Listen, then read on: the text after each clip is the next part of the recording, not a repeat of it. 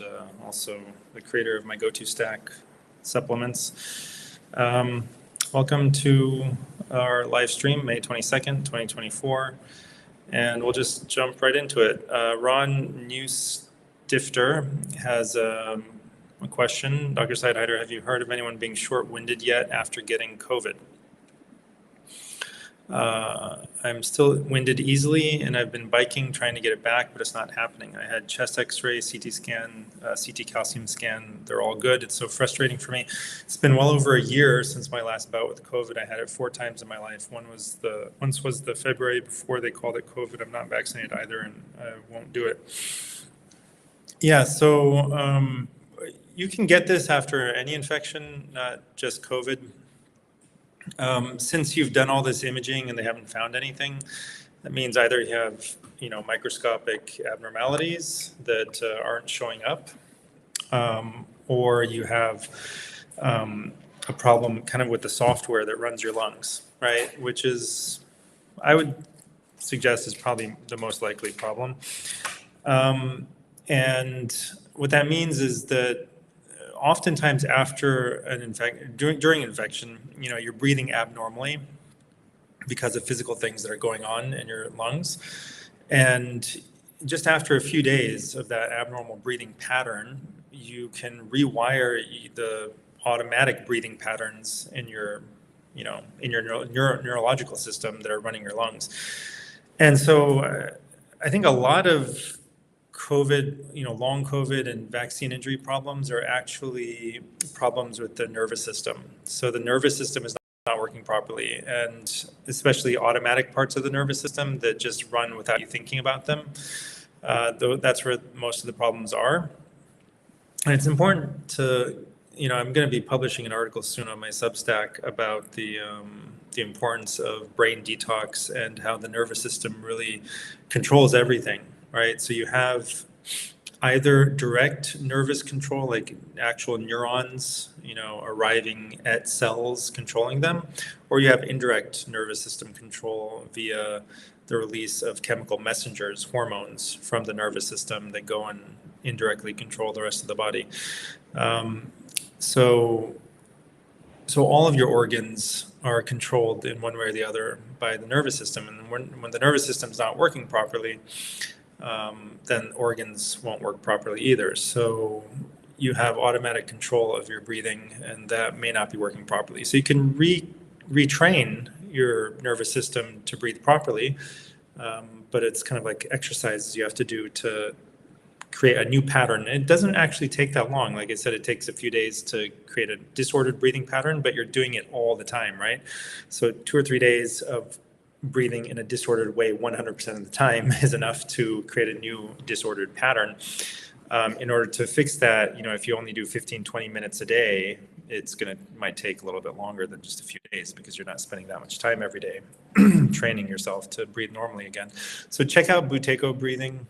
Some people have had some success with nebulizers, and part of that may just be a placebo effect. I mean, the placebo effect is very powerful, and that's part of kind of a brain-body interface kind of medicine, mind-body medicine, is to make use of things like belief and the placebo effect. But you can also use some training to help retrain the nervous system. You could look into things like microclots and stuff like that, and maybe consider nattokinase, certainly. Maybe you do need some detox. Maybe there is something microscopic going on, like vascular inflammation, although usually, even if it's microscopic, since there's so much of it, you'll usually be able to see something different on a CT scan, but maybe not. So certainly addressing it in a comprehensive way is always best. So you would look into, spike detox modalities like the Spike Buster supplement from my go-to stack, which combines nattokinase, serapeptase with fulvic acid, humic acid, which help detox graphene oxide. Actually, retweeted something recently showing that a lot of the Pfizer batches actually did have graphene oxide in them. So, the theory was that it kind of wore off of some of the machinery that was being used to create the vaccines. But a lot of the batches were tested, and they did find that. So fulvic acid, humic acid, which are found in things like Shilajit, can help to bind and remove graphene oxide. So that's in the Spike Buster Detox supplement, specifically for the graphene oxide, as exposed to either through shots or through other lifestyle things, other lifestyle exposures. And then you've got EGCG, which helps to kick the spike off of the receptors that it's bound to. And then you've got nattokinase serrapeptase bromelain, which break up the spike protein, help to release it into your urine. So it's a well thought out supplement. There's nothing else like it. And there's no other supplement I know of that can help to fulfill the base spike detox protocol that Peter McCullough published about.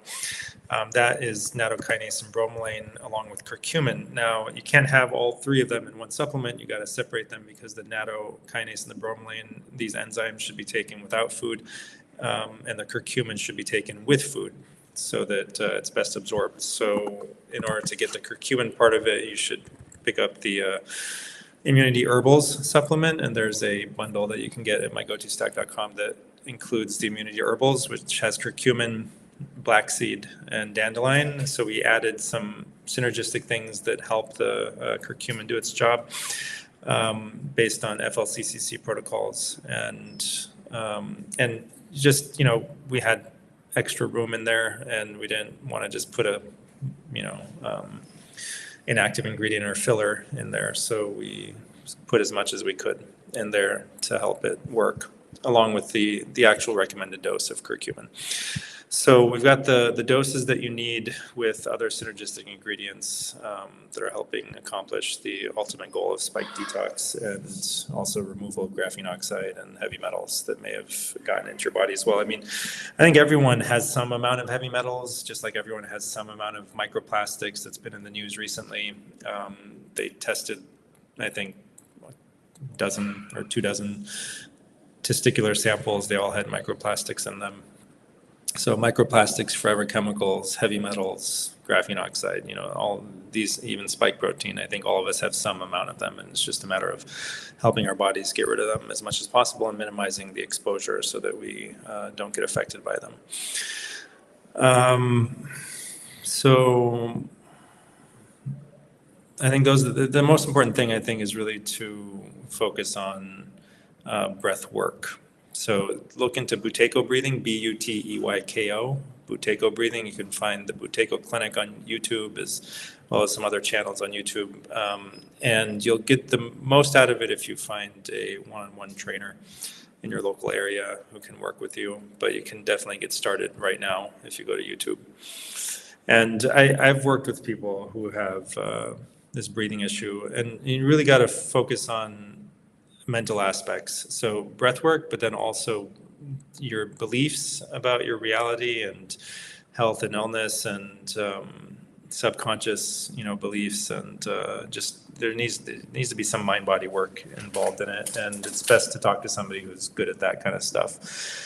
You can definitely get better from it, So, and the other thing may be involved here. There's a lot of things that could be involved.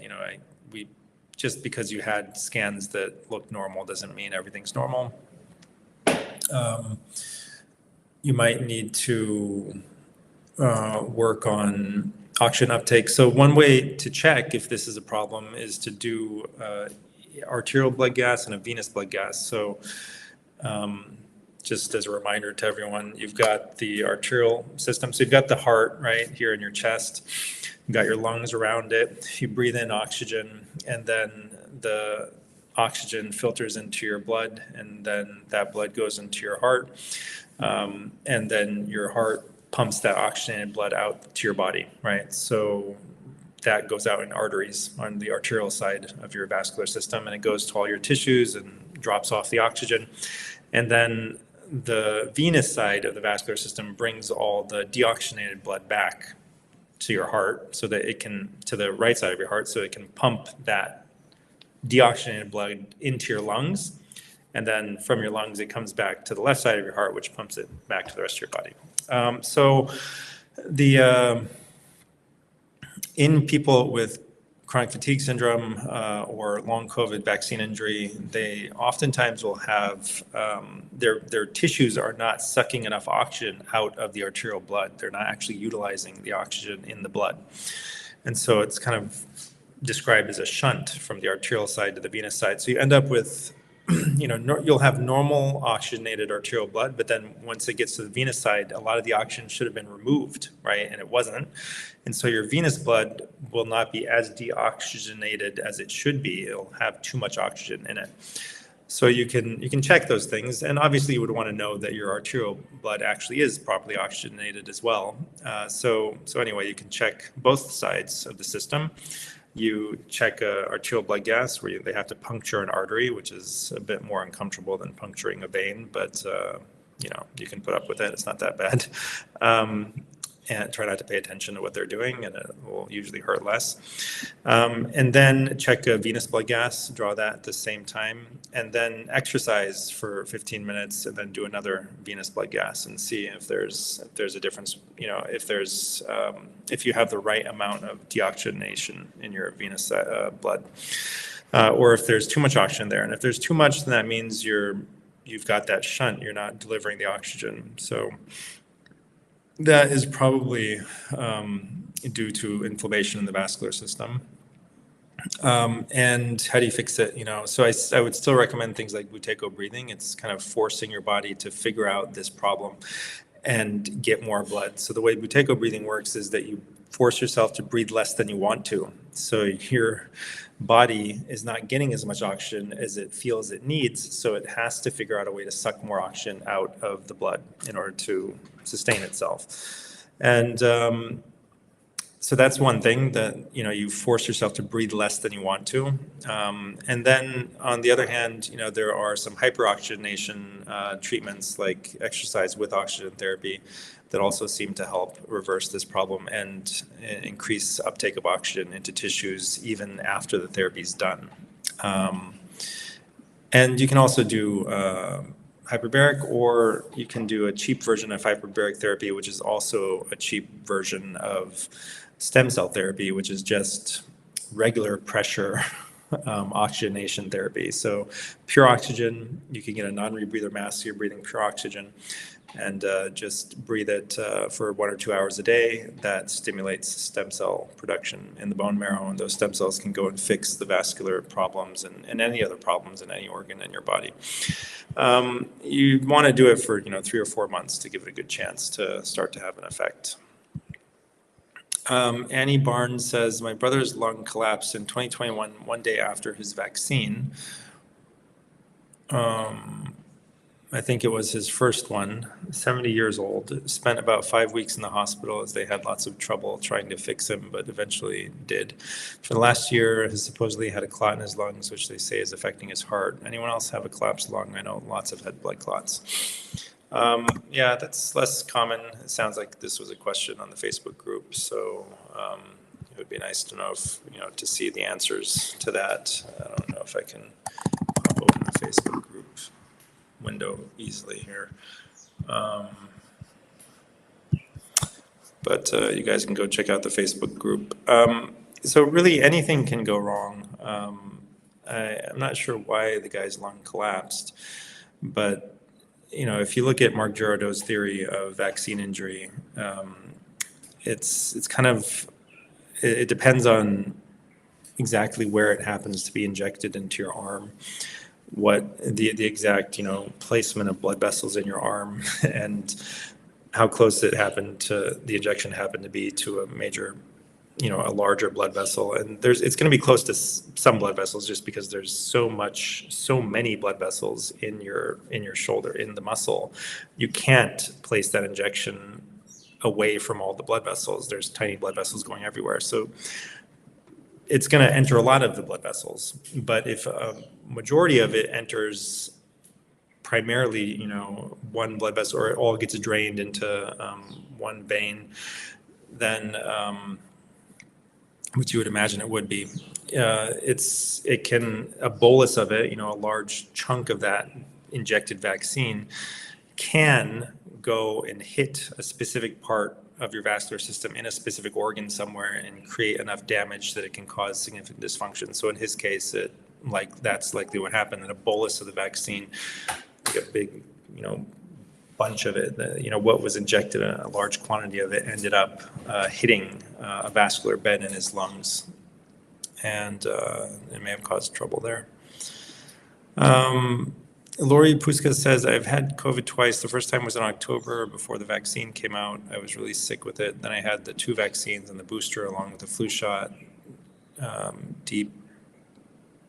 diphtheria, pertussis, tetanus, I suppose, and 2 polio shots, as I had never been vaccinated for polio. I've been having difficulty breathing and my hands are killing me.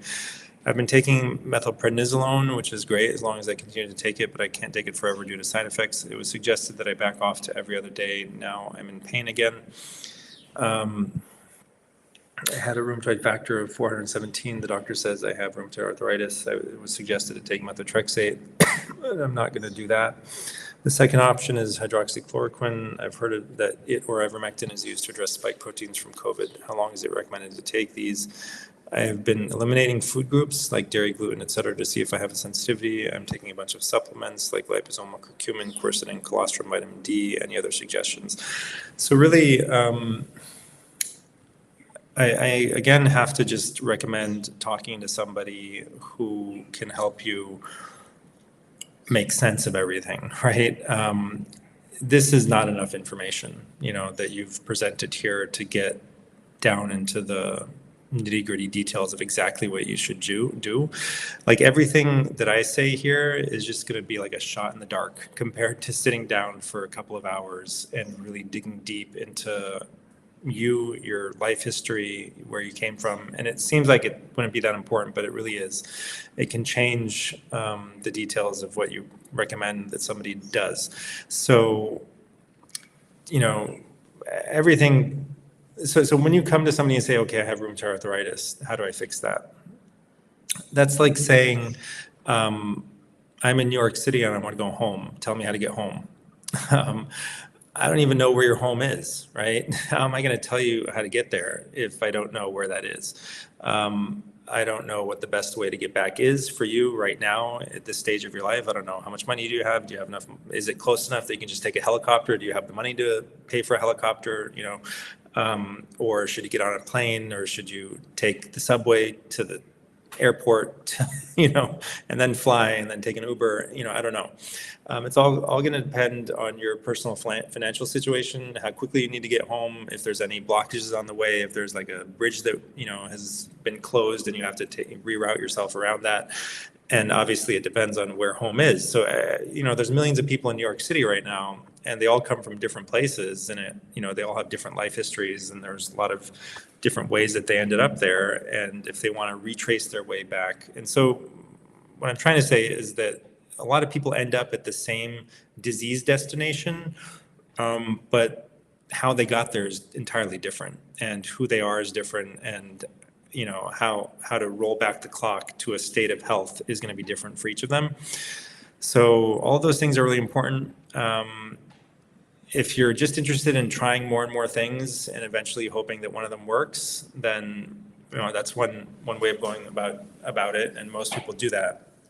You'll probably end up saving time and money if you just go to somebody like my friend Shabazz. You can go to mygoto.com/Hakim, Hakim, and spend an hour or two talking to him. He'll come up with a deeply personalized protocol. It's not going to be super easy, but if you do it for a few months, your problems will be gone.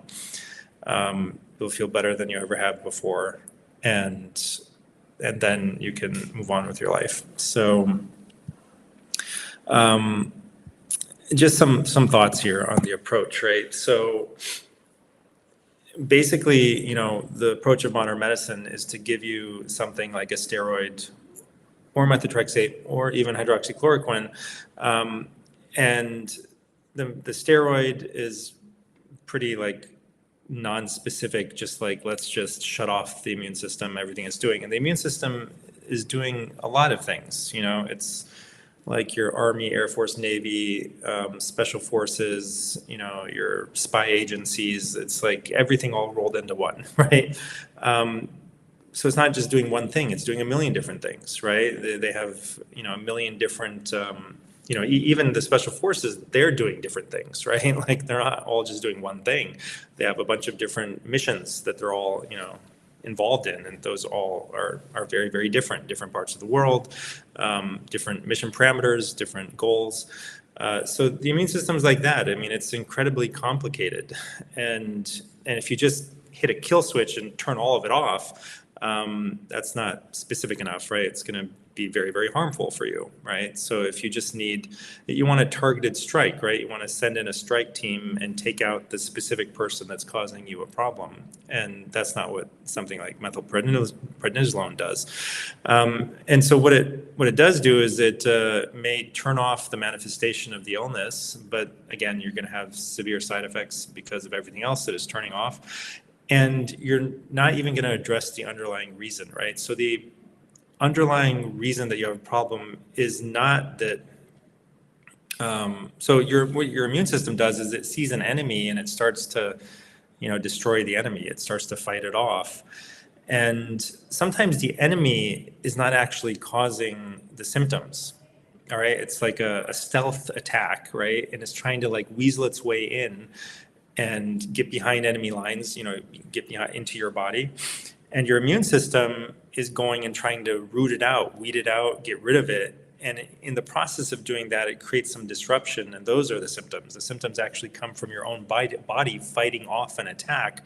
And when we shut off the ability of your body to fight off the attack, the symptoms go away and the attacker can get even more deeply ingrained. It can get even further behind enemy lines. It can become even harder to root out in the future. So this is, the approach of modern medicine usually leads to worsening of the underlying problem that the body was trying to get rid of. And this is one way of looking at autoimmune disease, where your body, the symptoms of it, whether it's psoriasis or rheumatoid arthritis or whatever, it seems quite negative. And yet, if you help the body do what it's trying to do, give it some help, it'll get rid of the problem, and then the symptoms will go away because there's no more of your body's not trying to attack something. And even this idea that the body is attacking itself, right? And that it's confused in doing so is probably off base. And, the body is incredibly intelligent, has a lot of wisdom, and it does things for good reasons. And one of the good reasons that you could imagine it having for attacking its own tissues is if there were something like a virus embedded in those tissues or a parasite or whatever, right? It's attacking those tissues to get it out, and you're stopping it and allowing whatever it is to get deeper into those tissues. So, real healing takes some wisdom, and it's a step-by-step process, because if you try to yank the things out too quickly, you can cause too much damage, right? So you don't want to do that. You have to coax them out, into the open and eliminate them in a wise and judicious manner. So it's not as simple as it might seem. It's not as simple as, okay, just take detox and eat this and don't eat that and call me, in 3 months and let me know how you're doing. And it's certainly not as simple as giving me a paragraph of information and then asking me like what to do next. I can't really say with this quantity of information. Some of the things that people consider to be helpful might be the wrong thing at the wrong time, right? So curcumin, certainly very beneficial for most people, and yet it may be doing the wrong thing for your immune system right now. Maybe you need to not suppress that particular part of your immune system at this moment. Maybe you need to help it do the job that it's trying to do. Maybe you need to take an antiparasitic or an antiviral or something and just give your immune system some help in getting rid of the problem instead of trying to stop it. I mean, the curcumin is also an anti-inflammatory as well as the hydroxychloroquine, right? So it's possible that you will feel better and you'll have less side effects, and yet you won't be solving the problem because you have to take it for the rest of your life, right? So you're not solving the problem. And when you don't solve the underlying root cause of the problem, that problem will just keep getting worse. It's because one way of looking at the problem is that there's something damaging you, there's some issue and the problem is a message. It's like, okay, there's something wrong here, pay attention to it so that we can get away from it. Different metaphors for it. I mean, one that I like to use is a baby is reaching out and towards something hot, and it gets hotter and hotter, and eventually the hand starts to burn. The point of that whole thing is, the burning and sensation in your hand. It's not doing the wrong thing by burning. It's telling you move away from that hot object so you don't get hurt even more, right? And if you respond to that by saying, well, I want to touch it anyway, I don't stop burning, stop giving me the sensation of burning, you're going to sear your hand, sear your skin off. And if you keep holding on, you're going to eventually burn into the muscle and the bone and, destroy your hand. So this is what happens when you ignore messages. And covering up messages is the same as ignoring them. So you may be taking something that's has less side effects, and yet it's still accomplishing the same thing of shutting off the initial message, which is the symptoms of the rheumatoid arthritis. So whether it's hydroxychloroquine or liposomal curcumin, if it's not fixing the underlying problem, you're going to have to keep taking it forever to keep shutting off the message, which means that you're going to continue to get harmed. And so the pain that you're feeling is meant to prevent you from hurting yourself more, from having more damage, right, happen. And when you cover up the pain, you allow the more damage to happen. You don't stop yourself from doing the thing or helping the thing along that's hurting you. So this is why most people who are fiddling around with alternative medicine, they're not actually doing anything fundamentally different than what mainstream medicine is doing. It's the same paradigm. It's just using more natural seeming, solutions, but they're not solutions. It's just like a natural version of the same thing that mainstream medicine does, which is cover up the problem. So you can cover up the problem with a steroid in a clunky, really bad way, or you can cover up the problem with liposomal curcumin in, a more elegant way that doesn't cause as many side effects. And yet, if the problem doesn't go away, you haven't actually addressed the underlying root cause. The taproot of the thing is still there, and which means that you're probably getting worse over time, not better. And new problems will show up that are linked to the older problem. So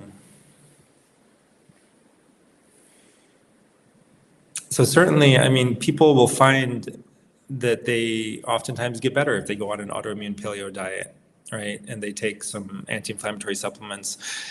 And sometimes people will do that for like a year or two, and then they'll be able to taper off and get back to normal, and their problem's actually gone.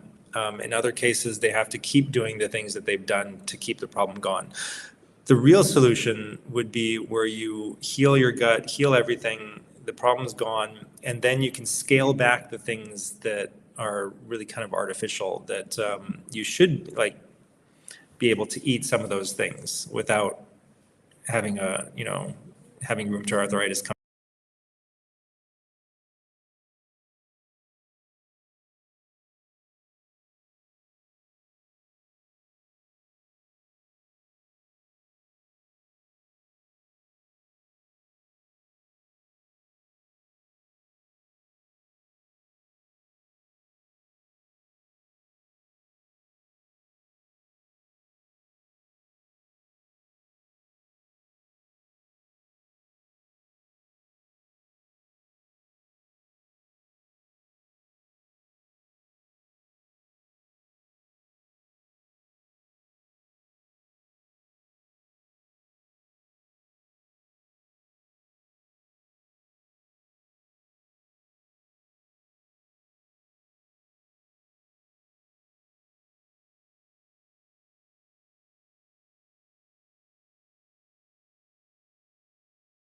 All right, hey everyone.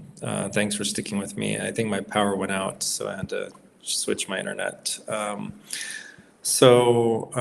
I was saying, the real solution to chronic disease is to fix the underlying problem and not apply Band-Aids, even if they're like natural looking Band-Aids. It reminds me of like Whole Foods, the grocery store. It's like a bunch of healthy looking junk food, most of it. it's like, sure, I mean, it's better, but it's not actually good, right? So all the box stuff, all the, manufactured stuff, better versions of the junk food that we've gotten used to, certainly, but still not actually healthy food, right? So anyway, we got to move from this kind of fake medicine to real medicine, and part of it is going to certainly be lifestyle, changes. So you can get pretty far with significant lifestyle change, and it's going to be stuff that's going to be uncomfortable, and you're not going to want to do it, right? So I recommend people learn more about circadian biology and the power of sunlight for your health, and you have to do it in the right way. You have to get out in full spectrum sunlight that doesn't come through windows, and you have to do it in the early morning, and you have to do it in the middle of the day, and later in the day you got to get sunlight at different times of the day. Get off of your phone and your computer, and increase intimacy in your life, and don't turn the lights on after sunset, and eat a big meal within 30 minutes of waking up at the crack of dawn. Okay, so these few things, I mean, it'll fix your sleep, it'll fix your hormones, it'll go a long way towards fixing your health, and then the rest of it, you can start with just whole foods, eating at home, don't eat out anymore. And then some detox, obviously, chlorella at night maybe is a good place to start. Maybe some fulvic and humic acid, maybe some spike protein detox, and then there might need to be like a parasite cleanse and some other stuff in there. But the best way of going about it, and you need to understand when you're doing some of these things that illness is usually a good thing. That the symptoms are usually part of the solution. And if you have chronic symptoms and there's a flare up, when you start taking something that you thought would help you, usually actually, that probably means that the thing that you're taking is benefiting you and it's the right thing for you, but you're just taking too much. You're overwhelming your body's ability to deal with the consequences of healing, the detoxification, whatever, getting rid of what it needs to get rid of. And so you just have to scale it back and do less. So, I mean, that it's kind of like the broad strokes, but, it's going to be, exactly what to do when. It's going to depend on the person. And then you have to understand that there's really, a lot of your health has to do with your emotions and your childhood. And a lot of stuff can be traced back if you know how to do that. If you know how to interrogate your history, you can trace a lot of your medical problems back to your childhood before you were 10. That's when they all started. And it looks like all these different things, but they're all really just one or two things. And they all have an emotional root. I'm not saying that you have to go and like deal with that emotional pain right now, but if you do the right things in terms of physical detox and changing your lifestyle and all of that stuff, that will help you when you do get around to dealing with the emotional issues, and it'll help make that process easier. But that's also going to be a part of it. Peggy says, so my husband David Fava is vaccine injured and has done every protocol except nicotine, hyperbaric oxygen, and now is sensitive to direct sunlight. He develops circular red blotches on his skin if he's out too long, 30 plus minutes, and becomes very weak to the point of passing out. So again, I mean, there's barely any details here. Does he go out, what he should try doing if he hasn't done this is wake up at the crack of dawn, go out, eat breakfast, and go out in the sunlight at sunrise. So actually I would say wake up before dawn, wake up at dawn. That's not when sunrise happens. It's like an hour before sunrise. So wake up at dawn, eat breakfast, go and watch the sunrise, be out in the sun for 30 to 60 minutes, and then see if he's still light sensitive later in the day. So usually that helps to solve. And then make sure he's not eating any seed oils, and maybe get on an anti-inflammatory, like an AIP diet for now. And see what happens. So again, this negative reaction is probably a positive thing. It means that sunlight is what he needs, and it's just too much of it, and he needs to get less, or he needs to prime his body for the sunlight later in the day by getting it early in the morning as well. But it could also have something to do with what he's eating. So anyway, there's a lot of details here that would need to be interrogated. So sun is certainly good for you. And like I said earlier, some good things can seem like they're doing something wrong or they're harming you when they're actually helping you. So usually, like oftentimes the symptoms are just the evidence of the thing being solved, your problem being solved. Ellen, and so you don't want to necessarily suppress symptoms. You want to help your body do the thing that it's failing to do, right? So you obviously don't want the symptoms to just stay there forever.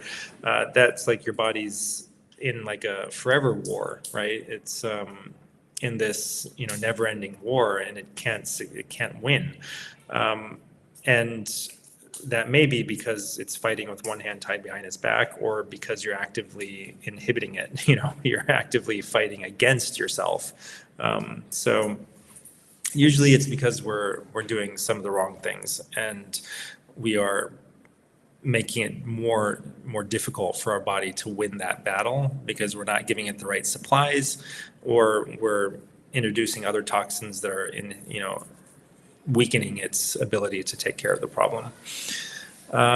So Ellen says, if you take the horse paste ivermectin, how long should you take it for? There's no context here, so I can't really answer the question.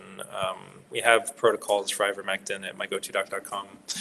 If you scroll to the bottom of the landing page, you'll be able to get whatever protocol you want for prevention or treatment or long COVID or vaccine injury. Again, these are just generic protocols, things that kind of try to point you in the right direction, but they have to be varied based on the specific person and having an understanding of how to apply them. So if you, similar to chlorine dioxide protocols, if you're taking chlorine dioxide, which is included in our protocols as well, and you're not feeling anything, you keep increasing the dose until you feel better or you feel worse. And if you feel worse, then you're on the right track, but you're taking too much too soon. So you decrease the dose again, and then, gradually work your way back up. And eventually you go through kind of a gentle detox, and you may, and then after that, you start to feel a lot better. So that's usually the way. And once you feel better, you just keep taking that dose, and after a period of time, maybe a few weeks or a couple of months, you try to taper down and eventually stop. And if you stop feeling as good while you're tapering, then that probably means you need some more time on it. Jim says, how do you treat gut issues from long COVID? Is it candida overgrowth, extreme stomach? I have extreme stomach bloating, inflammation, weight gain. Already cut out processed foods and eliminated the added sugars. Also have been doing intermittent fasting, eating less than 2,000 calories a day. Took probiotics for a couple of months. Have been exercising daily with walks and aiming for 10,000 steps a day.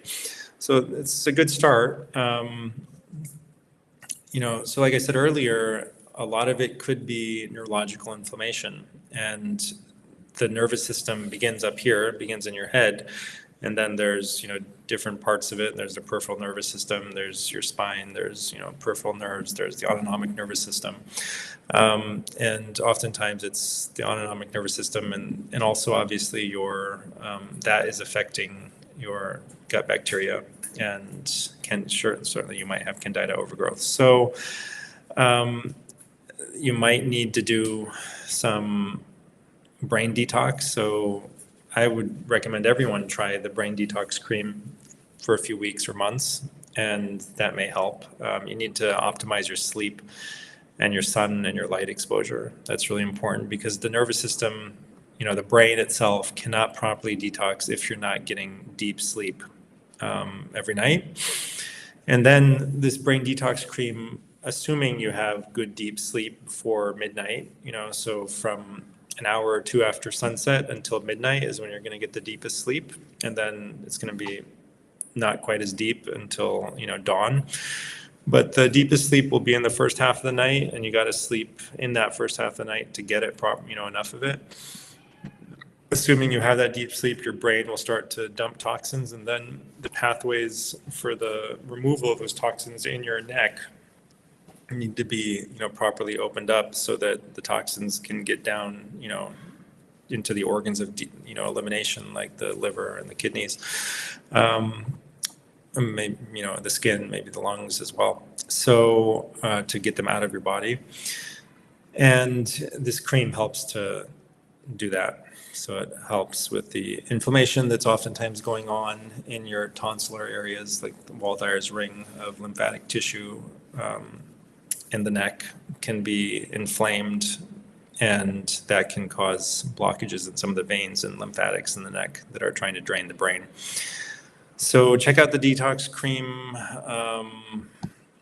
We should have a link eventually to that, to a page where the detox cream is. Until then, we'll try to post it in the comments section. And like I said, I'm going to be publishing an article soon about brain detox. So for now, I'll just post the link in the comments. Give me a second. It's the brain detox cream. Showing it on the screen is not going to be helpful because it's not a clean, simple link. All right, so it could be candida, it could be, there could be a parasite involved, or it could just be neurological inflammation, and the nervous system signals to the stomach are not working properly.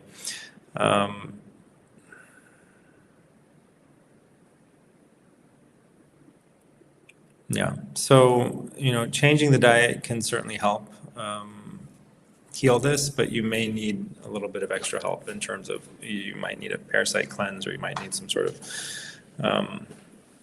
antiviral therapy. And, one of the places that you can maybe look into starting is with chlorine dioxide. But again, this stuff can get complicated really fast. So if you're having trouble and you're willing to do whatever it takes, then it would help to talk to somebody like Shabazz, who knows how to take you through stage by stage, through a proper healing protocol, instead of doing things in kind of a haphazard manner. But you can certainly do worse than fixing your light environment, which will help to fix your hormones and make sure. So that means you need light early in the morning, and you need to eat a big breakfast within 30 minutes of waking up, maybe an hour of waking up, and not eat, 4 or 5 hours before bedtime. If there's something that seemed to help, then you might want to do more of that thing. And you might want to try Triphala as well. So Triphala is a quite effective kind of broad spectrum stomach aid, and it's from Ayurvedic medicine. So it's worth a try. Maybe a teaspoon 1 to 3 times a day, and then maybe work your way up in the dosing and add it to warm water and drink it in like a tea instead of getting it in capsules. It works better when you taste these herbs than it does when you just take them in capsules, even if it doesn't taste great. I mean, it doesn't taste terrible, but it's a bit of an astringent, has an astringent effect. So it's kind of sour and astringent. Patricia says, I have always had colitis, even as a kid, but since COVID, it's been really bad, nonstop diarrhea, lost a lot of weight. Wondering if you have any suggestions. Again, whether it's constipation or diarrhea or, weight gain or weight loss, Triphala would be a great place to start. So try the Triphala, but ultimately, it's still a haphazard approach, right? So, a truly kind of like comprehensive approach, personalized to you, is always going to be better than try this, try that, but if you're still in the try this, try that phase, if that's all you want, then Triphala, would be some place to start. And fasting is oftentimes going to be quite helpful. And And you might have something in there that needs to be killed. So you might try chlorine dioxide, you might try some other parasite cleanse. Just be careful with it, and best to find somebody to help you administer the protocol properly. Sometimes things like coffee enemas can be helpful, and certainly dietary changes can be kind of a bridge to getting better in some cases. Water fasting might be helpful. And so, finding a dietary change that helps you, but it's not always the be all and end all of fixing gastrointestinal problems. It can sometimes also itself be a Band-Aid. So eventually you want to be able to get back to a more normal diet. Georgianne says, I never thought it was a real thing, but I now have EMF sensitivity. Long haul keeps breaking me more and more. Do you know any doctors who can treat this? I still have long haul severe insomnia, and this is why I keep getting worse. So try Mulungu bark. There are a few brands. We should be launching our own Mulungu extract soon that can help with severe insomnia. You need to, if you have severe insomnia, you need to do everything you can to optimize your ability to sleep properly, which is it's linked to your light environment. So, like I said earlier, you have to wake up at the crack of dawn, which is, not at sunrise, before sunrise, when the sky starts to get light. Get up, eat, go and watch the sunrise, be exposed to the sun outdoors, not through window glass, even if it's clear. And for like at least 30 minutes, and then again 30 minutes in the midday, to get your vitamin D and other beneficial wavelengths, and again before sunset, and really as much time as you possibly can spend outside, the better. And then absolutely no lights after dark. Turn off the lights, turn off the Wi-Fi, turn off the computers, turn off everything, turn off your phone. Don't have your phone in your bedroom. Don't have anything in any electronics in your bedroom. Have like an actual old style clock that doesn't even plug in, right? Just get like one of those alarm clocks, that you wind up, or maybe a battery driven one, whatever. I mean, probably it's not a big deal to have an electronic alarm clock, but you don't want the light, right? So get one of those old style round clocks that doesn't have electronic screen. Set it before the sun goes down. Just get everything done. Brush your teeth, get into your pajamas, do the whole, wrapping things up before sunset. And then, just no consumption after sunset. Don't be eating, drinking, thinking too much, thinking too hard, consuming information, reading even. Just wind down and go to sleep. So that'll help a lot with the insomnia, which will help with everything else. So you have to fix the insomnia so that your brain can detox, and then you have to get the brain detox cream. So it's a homemade thing, DIY, make it yourself at home in your blender. Very, very helpful and effective. And Hakeem Shabazz also actually has an EMF cream. So we should be publishing that recipe as well. And you can just kind of lather that all over your body, and it can be helpful, especially for children who are very sensitive to it when they're growing up. But some ingredients that just help the body to deal with electromagnetic radiation. So, for now, try to avoid it as much as you can. But you have to address the underlying causes. So the one person that I can recommend who can fix this would be Shabazz Ahmed. So mygotodoc.com/Hakeem, Hakim. He'll get you on a protocol that will actually work, and it probably won't be easy, but it's worth it to do it for a few months to get over these kind of severe problems. Cindy Hammer says, my loved ones got COVID for the first time since the pandemic, ages 87 and 83. I started them on ivermectin and lots of supplements. Is the current COVID something to fear, or is it an easier variant on the elderly? They both seem to be recovering well. Can you still get long COVID from the current variant? Yeah, so it doesn't seem to be particularly severe at all. You can still get long COVID from it, especially if you've had it multiple times before. If this is their first time, then I don't know that they'll have a problem with it. So yeah, I wouldn't be too concerned about them, even though they are 87 and 83. So hopefully they'll be fine. Kelly Lyon said, I'd like to understand more about what exactly long COVID is. I understand it's spikeopathy, but what is the pathogenesis? Can one ever expect to be rid of it? What's the nature of the spike protein?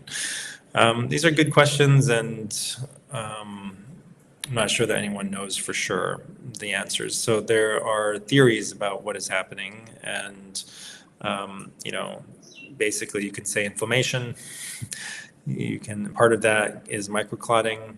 Part of it is the immune system is activated in a certain way, right? So mast cells, you can have mast cell activation syndrome where the mast cells are releasing histamine. Again, the body's doing all these things for good reason, but it's kind of fighting a losing battle. It's not able to resolve the problem. And for a number of reasons, people can't put up with this discomfort long enough for the body to actually win the war. So they try to stop the body from creating those signs of discomfort, which are just kind of like a side effect of its ongoing fight against something that's harming it. So the body ends up losing the war because we're not supporting it properly, and we're kind of like holding it back. So people look at mast cell activation syndrome and the inflammation, and they're like, this is bad, we have to stop it, right? This is what everyone does. They say, okay, the interleukin 10 is elevated, we have to lower it, right? The IL-6 is high, we have to lower it. The CRP is up, we have to make it go down. The vitamin D is too low, we have to get it up. The ferritin is too high, we have to go down. The iron is too low, we have to bring it up. And sometimes this is actually the wrong approach. The body is doing all of those things for a reason, is doing specifically those things to try to help solve the problem in the end. And we are interfering with that. So I've actually started to have some experiences of this directly in my own practice where this approach of like, oh, let's just test everything, and just like, this functional medicine approach of, if this is low, raise it. If this is high, lower it, bring it all into the functional ranges. This can have severe side effects. It's not the right approach. This is an approach not based in wisdom at all. So what's going on? There's a lot of things, there's clotting, and there's the spike is causing proteins to misfold. It's causing clots to happen. And the body's trying to get rid of it. And that process of trying to get rid of the spike protein, we're labeling it the disease itself. It's not the disease itself. It's the war that's going on to defeat the spike protein. And that's what long COVID is. The long COVID is the war where our own body is fighting off the invader, and that process of fighting it off so that we can destroy this. So the actual damage is something that may not be causing symptoms in the first place, but which is far more insidious and can actually end up killing us in the end, where all our proteins are misfolding, right? And we turn into this fibrotic, cadaver in the end. So our body's trying to prevent that from happening, and we, instead of focusing on the long COVID, we need to focus on the underlying problem the body's trying to fix by manifesting this thing that we identify as an illness. And yes, we can get rid of it. It just takes an understanding of the deepest underlying root causes and what the body's trying to accomplish, and not getting in the way of what the body's trying to do, but trying to help it out in a way that doesn't become extremely uncomfortable for us. So, you don't want to just nuke the city, right? You don't want to nuke your body. Certainly you would kill the problem, but you're also going to kill yourself. So that's, the juggling act that has to take place, where, you don't drop a nuke, you try to target the problem and help the body, give it some more technology, some more, give the strike system, the strike teams some, more advanced technology to help them, attack the thing in a more targeted way. and along the way not hold the body back, and give it all the nutrition and support that it needs by optimizing your lifestyle. Because the optimized lifestyle provides your body the optimal environment for functioning in the optimal way. It allows it to do the things it's trying to do fully and not be held back. Pankaj, I think, says, how many days is the spike protein in our body after vaccination? No one really knows. The studies have not been done, and the study that was done was cut short. So in some people it's there for months, and in other people it may not be. So the primary issue is probably that it's modified RNA in the RNA vaccines. I mean, I assume you're talking about the RNA vaccines and not just the regular vaccines. But in the RNA vaccines, you have this modified RNA that doesn't break down very quickly. So it takes longer for it to break down. So it just continues to express itself and be used to make spike protein. Bronia says, my doctor thinks I have MCAS that got worse after the COVID infection. I have muscle wasting and I'm losing weight. I also experienced muscle cramps and nerve tingling in my legs. Could this be from mitochondrial dysfunction? What can help with these symptoms? Thanks for everything. Yeah, it can be. Mitochondrial dysfunction is usually a part of every disease, right? So, what that means is the mitochondria make energy for us, right? So it's part of the energy comes, the energy that we're using. So if you increase the amount of energy you have, it's kind of like increasing the money in your bank account. Like, you can do a lot more if you're super, super rich, right? Like, it's this joke in one of the Justice League movie where it's like, Superman or whoever's asking Batman, what's your superpower? He's like, I'm rich. I'm really rich. So it's kind of like having a superpower, right? Like, you can do a lot with a lot of money, especially if you have the right intentions. So you can accomplish a lot if you have tons of money. So if you have tons of energy, your body can overcome quite a lot of problems. This is the same thing a Qigong teacher told me once, that like Qigong can give you so much energy that like you can overcome a bad diet and a bad this and a bad that. You can just overcome all these things that other people can't overcome, and you don't have to focus so much on making sure everything else is perfect when you have a huge surplus of energy. So yes, mitochondrial dysfunction can be part of it, and that's very complicated. There's a lot to it, and a lot of it has to do with sunlight and lack of sunlight. Sunlight is hugely boosts the mitochondria's ability to create energy. It's also incredibly important for your vascular health. There was this really interesting tweet today that I saw. So there's this famous photo of sun aging, supposedly, of a truck driver, right? And so, in the US, the truck driver, or the drivers, sit on the left side of the vehicle. And so you have the window here right next to the truck driver, and that side of his face that's facing his window looks really, really old and wrinkly, right? And then the other side of his face, supposedly not as close to that window, right, it looks much, much younger, right? So the idea here was that, what dermatologists say is that, look, this is proof that the sun ages your skin. And so there were some interesting replies to this. There was a video of somebody testing the light spectrum in different parts of a cab, like inside of a vehicle, and showing that. And so anyway, there was that video, and then there was also a reply from Dr. Jack Cruz, who's a neurosurgeon, I think in California, and he was saying that he's been interviewing these truck drivers for decades now and asking them some of the specifics of what they do, and basically what he's learned is that most truck drivers don't leave their window open. They have it shut so that they don't hear the road noise, and they might have oftentimes the opposite window, far, facing this side of the face, actually open. And so some real unfiltered sunlight will be coming in through that far window, hitting this side of the face, and this other side is filtered sunlight.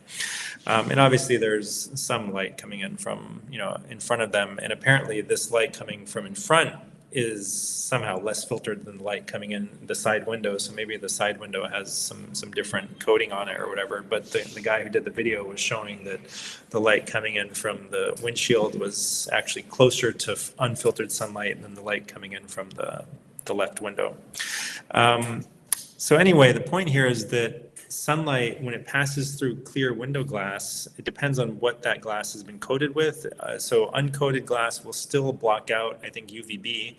And then there's coatings that you can put on the glass to, quote unquote, protect you from, other wavelengths of the light. And that's the real problem. The problem is that you're being exposed to the aging effects of blue light. And the other point that Dr. Cruz, made here was that the reasons, in the modern world, people who aren't truck drivers who get exposed to all this light in front of them from their devices and from the TV, like all this toxic blue concentrated light coming in to this part of your face, especially into your eyes. A lot of people have eye problems as they get older due to that.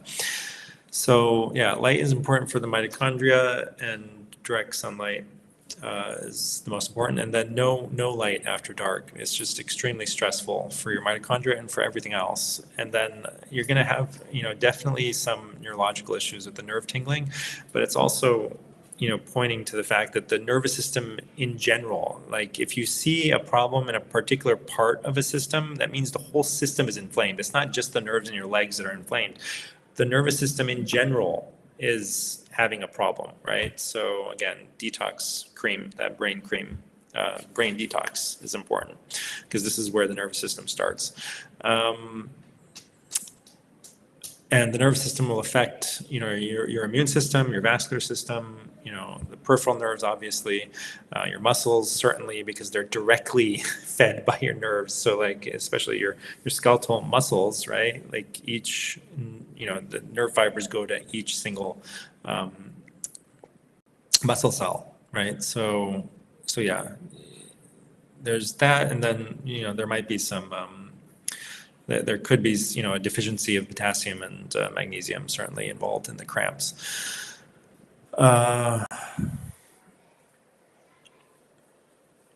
So there's probably a lot going on. And again, it's just so much more complicated than what we can try to fix, based on this limited amount of information that I have from this, 3 or 4 sentences. So people who are really struggling like this, I would say just devote, 3 to 6 months to, being treated by somebody like my friend Shabazz, who can do a deeply personalized protocol, and you'll get better. So he's not going to tell you to do a bunch of super expensive stuff, like all the stuff he tells you to do for the next 4 months might cost like $1,000, so it's not even that, honestly, that expensive. So it's definitely worth it. So check out mygotodoctor.com/Hakim, Hakim. Jason Krupika says, post-COVID ear inflammation with fluid trapped in the middle ear. ENT says there's no infection. There's serous fluid there. Any suggestions? I've done 9 days of dexamethasone. Also took doxycycline after COVID and broke out in a rash. I've never had this happen. This was 3 weeks ago. My skin looks red still. Could there be NCAS? I mean, it could just be an allergy to doxycycline, or it could be that it was killing something that caused the rash, or who knows. So a lot of things could have happened there. The dexamethasone is certainly not going to be helpful. So why is there fluid trapped in the middle ear? I don't know. That's interesting. So again, I wouldn't approach it as like trying to make it go away. That's kind of the wrong approach. We have to think deeper and try to figure out why it's there. Maybe you had the injection and it was post-COVID, right? Yeah. Okay. So post-COVID infection, if the infection enters the vascular system, it's very similar to vaccine injection entering the vascular system. It can go to specific parts of your body and, can cause inflammation there and can cause vascular damage. So maybe that's all that happened. You just ended up having that area get damaged and you just need to wait for it to heal, right? So give yourself all the inputs you need to heal and avoid, toxins, and eventually the thing will heal and go away. But the thing I wouldn't do is try to stop your body from doing what it's trying to do. So after like a hurricane or something comes in, through and destroys New Orleans, you have to rebuild the city, right? So it's destroyed, and now you're going to have to bring in all these construction crews and all this equipment and all this activity and stuff and clog up the city, fixing it, right?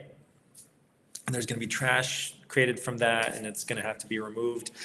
And so that's maybe all that's happening here, right? In your middle ear, it's just like a cleanup crew is there, and it's not going to be normal, right? It's not day-to-day normal stuff. It's like you have to fix the highway, and until that highway gets fixed, you're going to have to put up with more traffic and, more problems and more noise and whatever, right? So you're just going to have to probably just put up with the fluid in your ear until your body has had a chance to heal it properly, which could take weeks. It could take sometimes even longer. And again, taking steroids and other things is just holding back your body's ability to do what it's trying to do. And so you're interfering with a helpful process. So, there might be more going on to it. There might be some things that maybe you do need to do. Again, I would have to talk to. And I'm not sure if it's actually in your middle ear, but is it behind the eardrum? I suppose it must be. So the middle ear drains into your nose, so you just need to make sure that passageway is open, and you might need to, clear up some inflammation in your nose. So if it's not draining properly through the eustachian tube into your nose, you can sometimes do some things to help that clearance happen. Exercise can sometimes help open it up, kind of like a high intensity interval kind of thing, like doing some jumping jacks can help open that up and drain it out. But again, I wouldn't, there just might be too much fluid being produced for it to drain enough, right? So that there's a certain amount of fluid that you can drain with a normally functioning eustachian tube. So it may not actually be a eustachian tube problem. It might be that the middle ear is just producing more fluid for now, and that is because there's some cleanup crews in there and they're trying to fix things, or maybe not. Maybe it's producing a normal amount of fluid and you don't have a problem in your middle ear, and the problem is just in your eustachian tube, and the problem is really in your nose, right? Maybe the eustachian tube, or maybe the end of the eustachian tube where it enters your nose. Maybe that's swollen or clogged for some reason, and maybe that's the source of the problem and you need to fix that. So there could be a couple of different things going on. So the eustachian tube issue, you can oftentimes use some like anti-inflammatories or even antihistamines at the spot where the eustachian tube empties into your nose and help to drain out that clogged ear problem. So one of the ways you do it is with an antihistamine spray. You look down at so you basically bend over 90 degrees at the waist so that you're looking straight down at the ground and your nostrils are pointing at the wall behind you. So instead of your nostrils pointing at the floor, they're going to be pointing back towards the wall behind you when you are facing the floor, right? You're looking down at the floor. And then you point the nose spray up towards the ceiling in this position into your nose. So you stick it in your nose, but in this direction when you're looking down, and squirt it up in that direction, and that hits the opening of the eustachian tube. And then you try to, hold your nose shut and blow against the closed nose and try to open up the eustachian tube so that you can drain out the middle ear. So it might be something like that.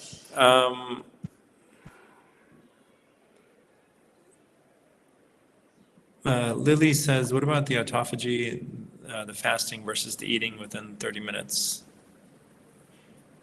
Your thoughts? I'm not sure. There's like no context here. I'm not sure what this means. What about Okay. So waking up in the morning and eating within 30 minutes. Yeah. So I do think that's really important for synchronizing your circadian rhythm. So you should prefer to eat in the morning. And then if you want to do intermittent fasting, it's like stop eating at noon and then don't eat dinner, which I know is harder. People like it's like a social interaction thing and whatever. Just get used to it. Okay. Sit around the table and don't eat, right? Or pretend to eat if you have to. I don't know. But your health will thank you and your body will thank you. All your hormones will thank you. There was actually a study done on women who had PCOS, and the timing of when they get most of their calories makes a huge difference in the risk of PCOS and the the level of testosterone and the level of all their hormones. And yeah, so it's important for everyone. It's not just women with PCOS. It's important for everyone. Um, yeah, so Tammy says, can the spike just stop? I'm suddenly doing better. I was great at 10. I don't know what great at 10 means, but yeah, so this I think is what happens with most people, that they're doing all these things trying to get better. And really, it's just their own body in the background is gradually getting rid of the problem. And gradually the problem's just getting resolved. And then people attribute all the stuff that they did, to, being the actual thing that got them better. And maybe it wasn't. Maybe it was just, it was just happening in the background on its own. How do you get rid of neuroinflammation? So imagine, a city, a bustling city, and it can't get rid of its trash. The trash just keeps piling up higher and higher and higher. So that's the main problem, right? So people aren't sleeping properly. That's why their nervous system is so inflamed. And so you have to sleep well, and then you have to open up the pathways in the neck, like I said earlier, that help to detox your brain. So you need to, there's vascular inflammation in your head and neck, and that is preventing the stuff. Even if you're sleeping properly, that's kind of like preventing flow of fluid and toxins out of your head, down. And then obviously you also need, to be able to get the toxins out of your body completely. So your kidneys and your liver and your lungs and your skin need to be working properly so that you can actually expel the toxins. So the toxins that are trying to get out through your skin require you to sweat, and people oftentimes they just don't sweat enough. They don't use sauna or exercise. So pick what you want to do. Either you use sauna or you use exercise to sweat. So a little bit of sweating every day. Make sure your kidneys are working properly, your liver is detoxing properly, and so sometimes you need to optimize those. You need to open up those pathways. If they're not working properly, if you're not having good bowel movements every day, then that's a problem, with actually eliminating the stuff that needs to get out of your body. So even if you can remove the toxins from, they come out of your brain and they go into your vascular system, if they just go around in a circle and end up right back in your brain again, that's not going to help things, right? So first, you need to get them out of here, but then you need to get them out of your body entirely, and that depends on functioning liver, kidneys, skin, lungs, urinating properly and defecating properly. So I think that's basically it. It seems like most people prefer to watch at at night, because when I'm overseas and I'm streaming at 10 or 11 p.m., there's 1,000 people watching. But when I'm streaming at noon on a Wednesday, I guess people have to work, right? So that's understandable. But don't stay up. Don't stay up. If you come back and you watch the recording at midnight, hear my words and watch it in the morning instead. I know it's hard when you have to get up for work, and it's like you want to just kind of unwind and relax and do the things that feel like they're going to help you relax, which for a lot of people is doom scrolling. Unfortunately, it's not actually relaxing, unfortunately. So take a walk, don't turn on the lights, learn to go to sleep at night and wake up really, really early in the morning, and you'll have more time before work to do stuff, the stuff that you tend to do after work. So I know it's tough, but it can at least be a goal, right, that people can have. All right, everyone, thank you for watching, and we'll cut it short here, and I'll see you guys next time. All right, bye-bye.